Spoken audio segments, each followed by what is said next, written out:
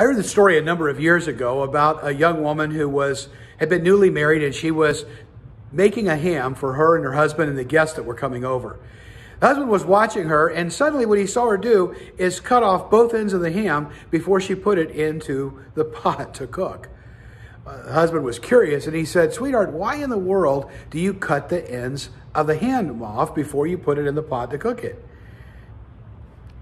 She looked at him and said, "Well, gee, I don't know. That's what I always saw my mother do. That's how I learned to do it." So she, without being curious, called her mother and said, "Mom, I'm making a ham and I cut the ends off just like you do before I put it in the pan to cook. And my husband asked me, 'Why do you do that?' And I said, 'I didn't know that's what you always did, and I watched you, and so that's what I've done.'" And the mother said to her, "Well, sweetheart, I wish I could tell you.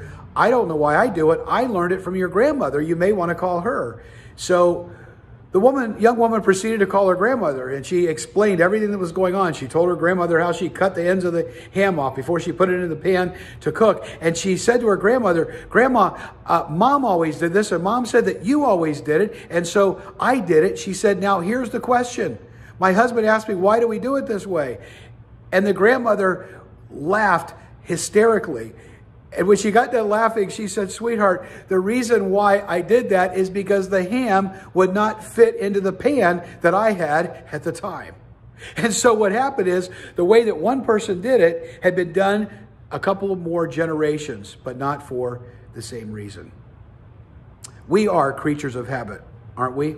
We all fall into patterns of behavior that we've just learned that we've always done it that way, and we don't challenge it or do it any different. In fact, we don't even ask why. Most likely, you have already been bombarded this year, just a few days into this new year, this new decade of 2020, with programs, with promises about how you and I need to set goals, how we can make this the best decade ever, and make this the best year ever. People are telling us you can set goals, things can be far different than they were in the last decade. And you know what? They're right. The problem is it's a little more difficult because of one singular word, a word that is so hard for a lot of people. That word is change. You heard it right, change.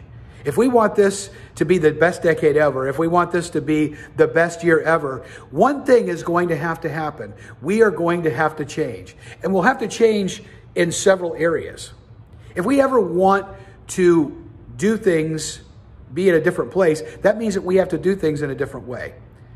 That means that the old patterns of behavior, the old ways that we did things, the way we conducted our personal relationships, our business relationships, the way we even did things in church, if we want to grow and be different, it means that we're going to have to change the way we did things before.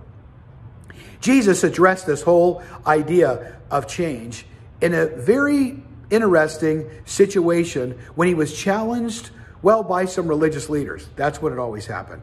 So tomorrow at Community Bible Church, January the 5th, 2020, our first Sunday of the new year and our first message of this new decade, I'm going to talk about keep the change.